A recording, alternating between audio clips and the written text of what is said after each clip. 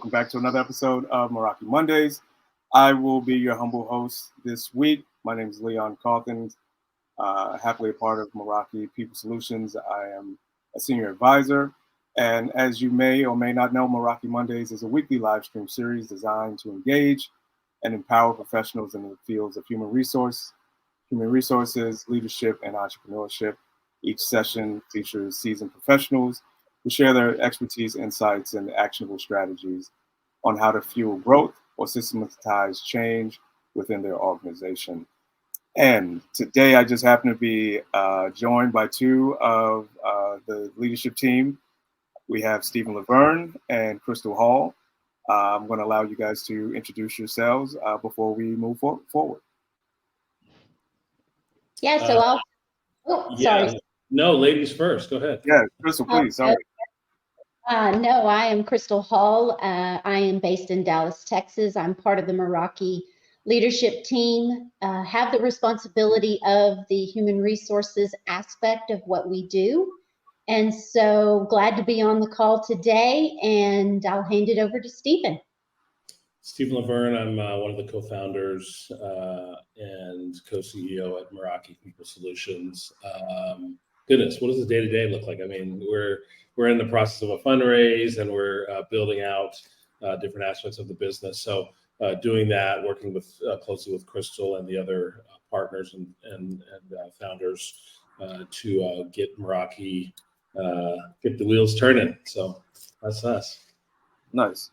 So I would be remiss if I didn't mention, if you look at the flyer, you probably saw another member of the leadership team who was scheduled to join us, but unfortunately Rebecca White is under the weather, but we wish her a speedy recovery. Also, Kevin Daley is unable to join us, but we are thinking about him and keeping him in our prayers. So as we move forward, Stephen, can you tell us a little bit more about Meraki People Solutions and the services that we look to provide our clients? Yeah, so we are, Meraki People Solutions, we started the company last year, but we are a group of HR and recruiting professionals that I would say we were tired of the status quo. And I think just the in the corporate world, seeing things that we didn't agree with, leadership that we didn't agree with. So we decided to start, Meraki People Solutions. We are an HR and recruiting consulting company. Our niche is startup to mid-level companies. We come in and offer an array of services when it comes to marketing and interviewing, training, just to name a few things. But we usually come in and try to work with founders and leaders to help them implement processes when it comes to HR and TA. And once we do that, and as we do that, companies get a better sense of growth and get a better sense of what's going on in their business, and then how to kind of scale up, if you will. So that's what we do. Nice. So in that vein, in talking about the services that we provide, let's also move and pivot just a little bit to talk about one of the philosophies that holds true to Meraki People Solutions, which is servant leadership. And I'll start with you, Stephen. In your experience, how have you been able to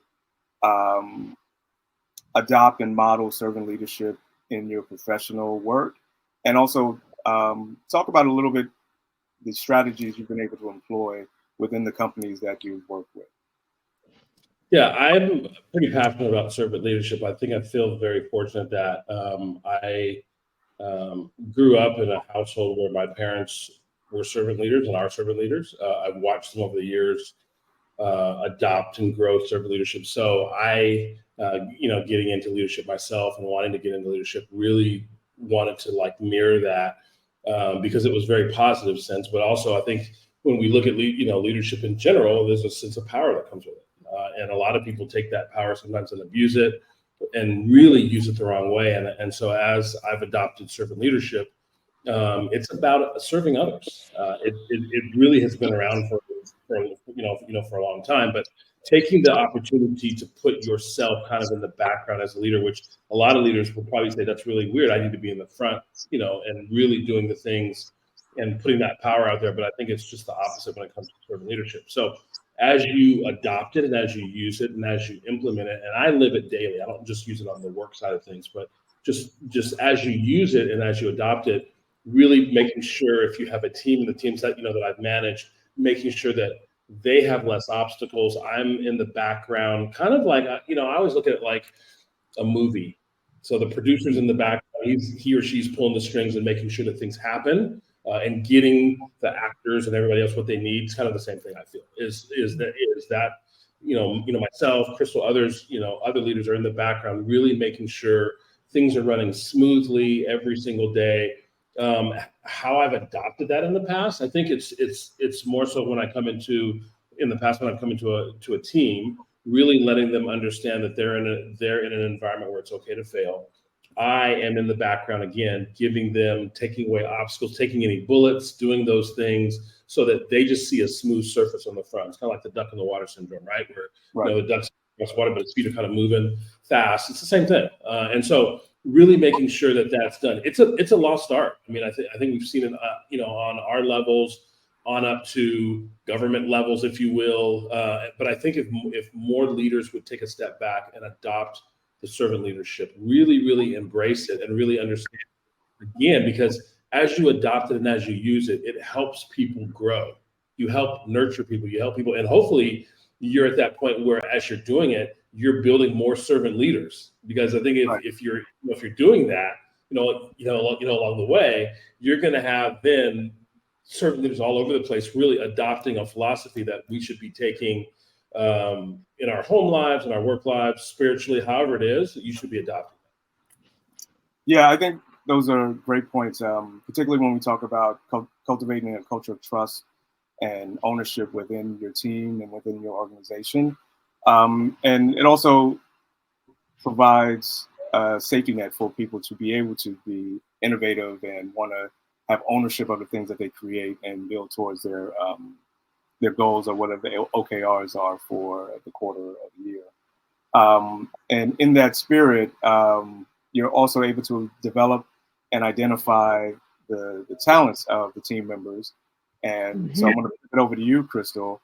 And if you could talk to us a little bit about nurturing talent, because it's a crucial factor, particularly in the success of startups, which can be a challenge to provide sufficient opportunities because you're in that phase of all hands on deck, building a plane, while you are in air and in flight. So if you could talk to us a little bit about how can startup leaders create a culture that nurtures and develops talent, even in the face of resource constraints. Yeah, so, thinking about that and kind of, as you said, building the plane as it's in flight mode. A few things that come to mind that are very much more on the low cost side. There's still a cost associated because you're utilizing internal resources that you're still covering the cost of, but do still nurture that development angle. And things like internal workshops, kind of the new name for what I would say lunch and learns, or skill sharing workshops, reach out to your people to find out what they may be interested in hearing about. See if you have any subject matter experts within the organization who can either share information on that particular topic, or if they even have a topic that anybody within the organization would like to share. I know one that's pretty top of mind most of the time is Excel skills. Any way that you can enhance your abilities within Excel seem to get a lot of traction. So things like that, a mentor program, again, you're utilizing internal resources, some of those who are more on the experience side to nurture and develop and just speak with. It doesn't have to be extremely robust.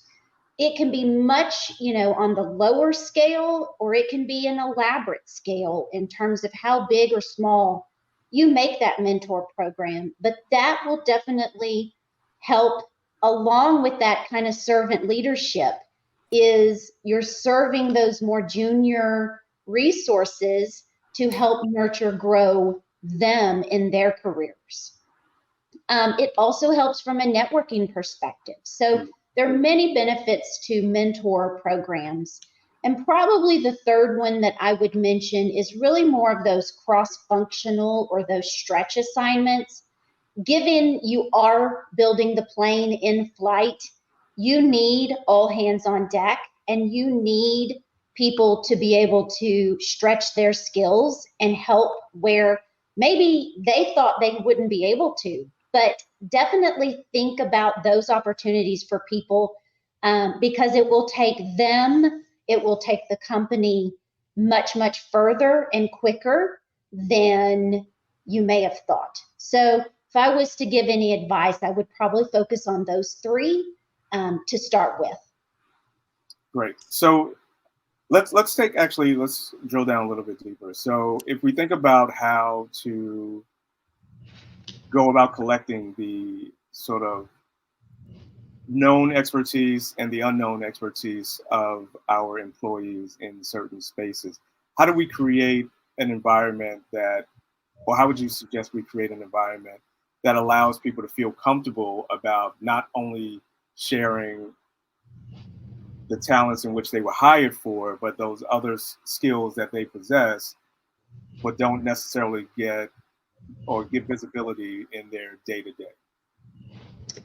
So in regards to that, I would say a lot of it focuses in on communication, constant engagement with your resources, seriously getting to know who they are, what makes them tick. We talk about strengths and development needs, or one word that we've used at Meraki, steps to success, is a little bit of a better way to say it. But it's really important to get to know your resources on a deeper level so that you can have those open and honest conversations about where they may want to go in their career. Because I don't mean to harp on it, but again, from a servant leadership perspective, right? You are removing those obstacles. You're helping them continuously grow and become better.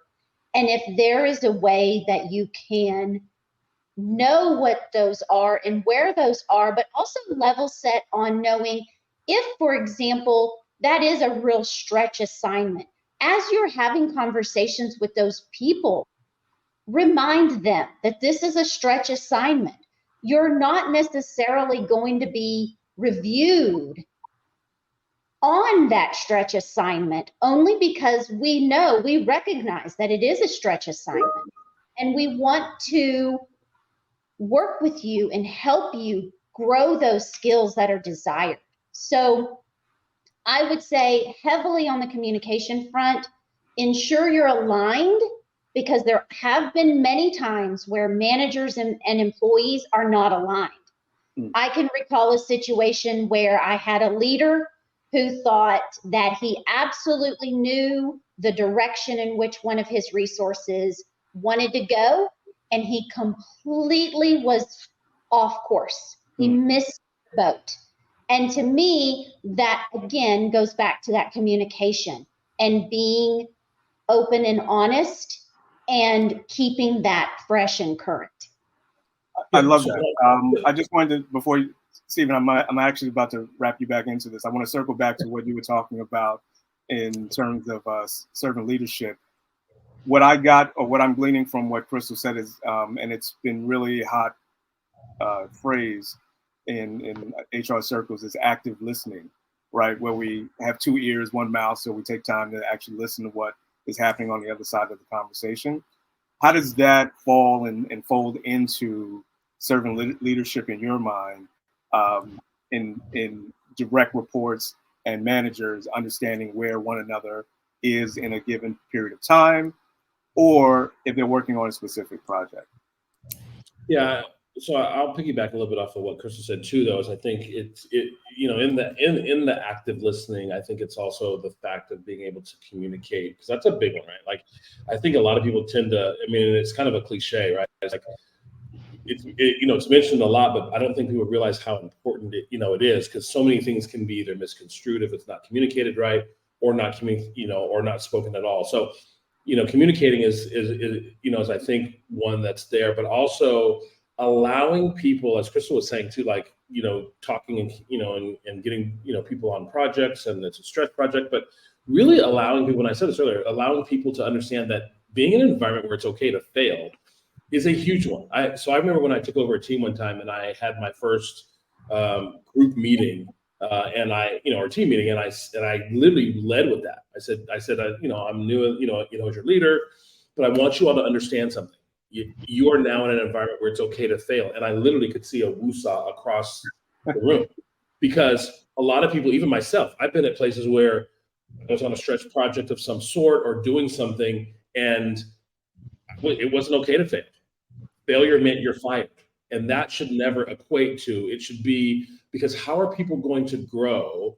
And as leaders, I think it's our duty to make sure that people are in an environment that they can grow. And it's okay to have a misstep. I remember I had a misstep once with the boss, and he literally looked at me and he just kind of laughed and he said, "So what's your next step?"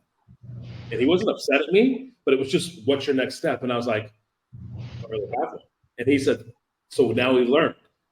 Have a plan A, have a plan B. That should be your next step." And so I went back to my office, got my composure, and then when I went back to him again the next time, I had a plan A, a plan B, and even a plan C. And so I think that's where, as a leader, as a servant leader, it's never about, I think, the finger pointing, the blame. It's about nurturing that relationship and growing that relationship and really helping that person.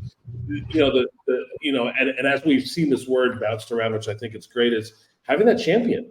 Like, who's going to be that? Like, I always felt like whenever I'm managing a team, I'm their champion. I'm supposed to, what do you want to do?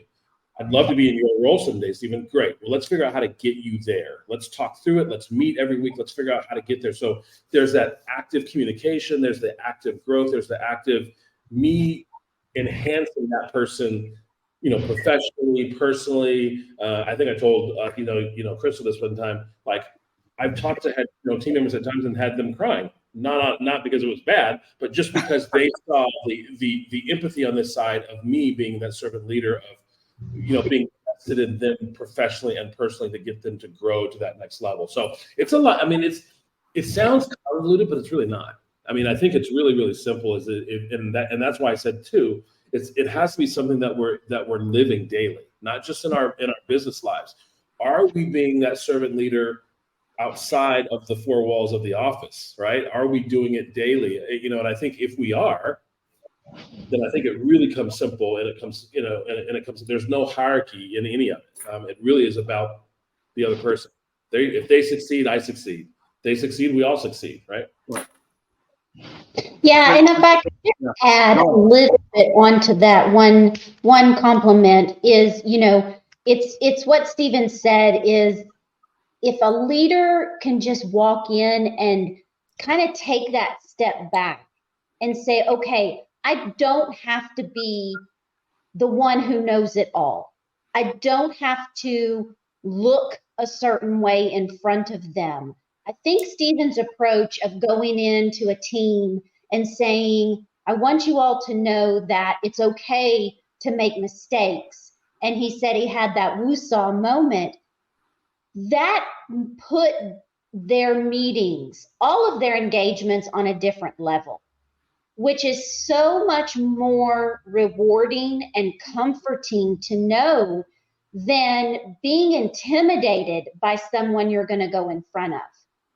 And I think that also gives leaders a sense of relief as well, because they can openly admit that potentially they don't know the answer, and they want to partner with their team or with others to find out what the right answer is or what the best solution is, and that we're going to work it together as a collaborative team. So I think that would help leaders as well as they enter into leadership roles and managing people. Yeah, that's wonderfully said. I'm reminded of a time I was ear hustling a conversation of an executive, and I heard him say that this company doesn't pay me to be perfect. This company pays me to figure out what's wrong and find the solutions as quickly as possible. Yeah. It's true.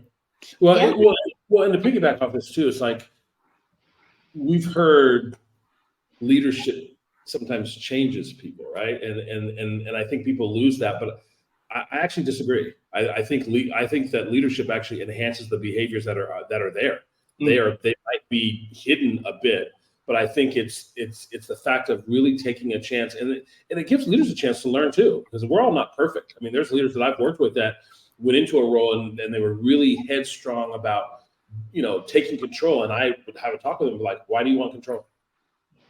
Why? And if that's the case, maybe you shouldn't be in a leadership role, because it's not about control. You should be, as soon as you're handed the keys or get that badge, you should relinquish that control to your team and let your team then, work, and as Crystal said, being there for them and really allowing them to walk the steps with them hand in hand. Because again, like I said, if you're that champion and people know you're that champion, they're going to confide in you. They're going to hustle. They're going to do all those things. And you're just in the background, man, just making it all happen and making it all work. I remember on another job where they were like, great, Stephen, your team did a phenomenal job. I think we hit this great goal. And they're like, I really want to make sure that, people know that what you did. I said, it wasn't me. I said, give them the credit, give them the bonus, give them the credit. I don't need it and really don't want it. I said, I really would take it in the background. You thinking my boss did a great job? Awesome. Let's move on to the next one.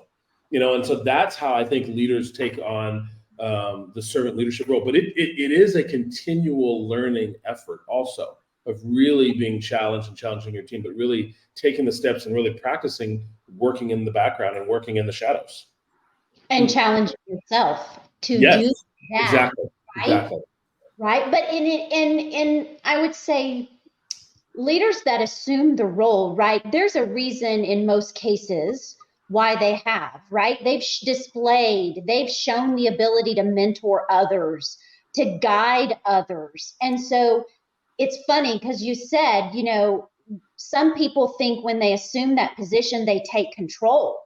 And if they would, to, in a sense, repeat what you said, keep doing what they were doing in terms of mentoring, in terms of helping in other colleagues and peers within their environment, they would keep doing those behaviors as the leader, that will bring them further along than coming in and saying, now I do have the power and now we're going to do it my way and only my way, and I know it all.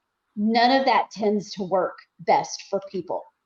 And some of the best things that have happened to me in my career, I had leaders like that got out of the way and said, I remember one job in the interview, and I think we're going to have her on as a speaker one time. Amanda Townsend, she was a great leader and a mentor. But one of the things I said to her in my interview was, and she had asked me a question, and she said, "What would you need from me if we made you the offer, for the job?" And I literally told her, I said, "Just get out of my way."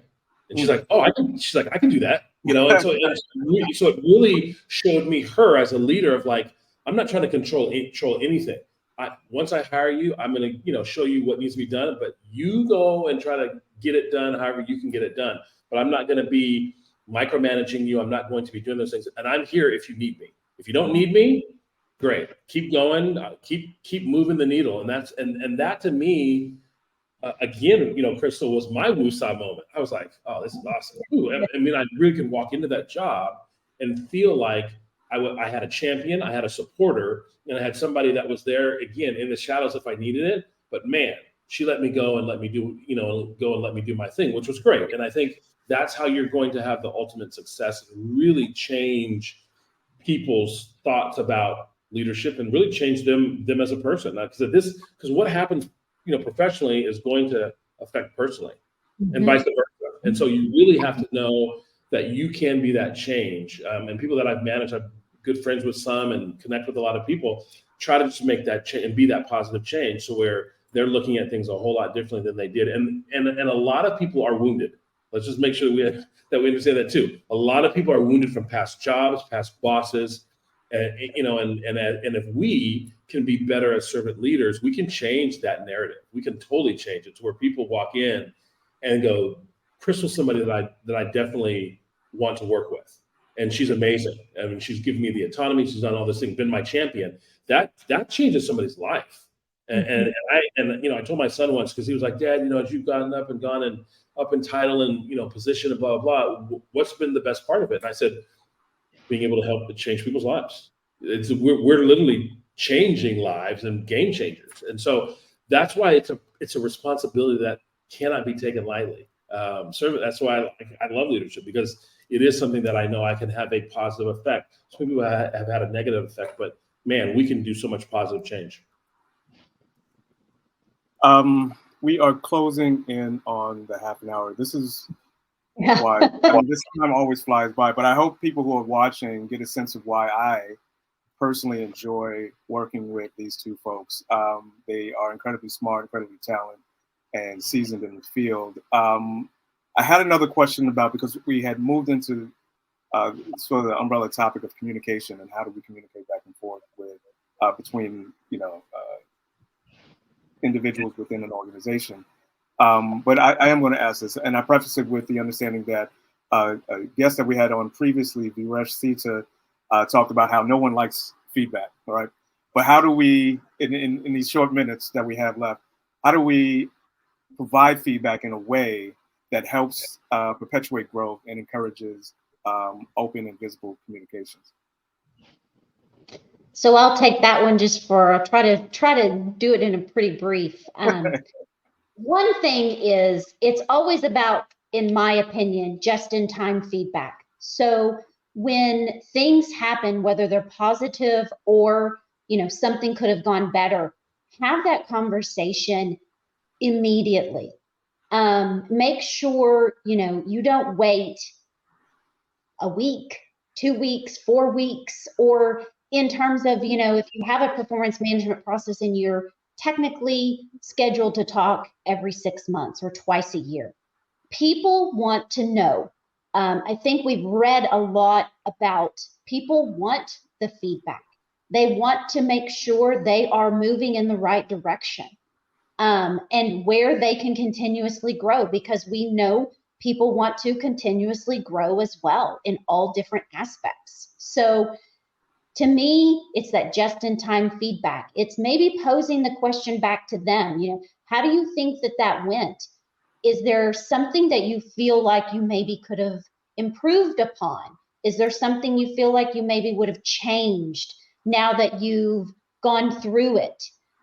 Just posing questions to them to have them think. And they may not have the answer immediately, and that's okay, because a lot of times people do want to self-reflect. At times people tend to go and defend. And I would encourage people to be receptive to the feedback, take it and self-reflect before you do respond, just so that you're in the right headspace and you've really thought about it and taken it in the best possible light. Nice. So we are literally under 30 seconds. I want to thank everyone for joining us. We invite you to join us next week and every Monday for Meraki Mondays, where we shed a little insight and thought leadership on the HR space. So with that, we we invite you to join us on LinkedIn and connect with us, and also at merakips.co. Thank you, everyone, and enjoy the rest of the week and have some fun.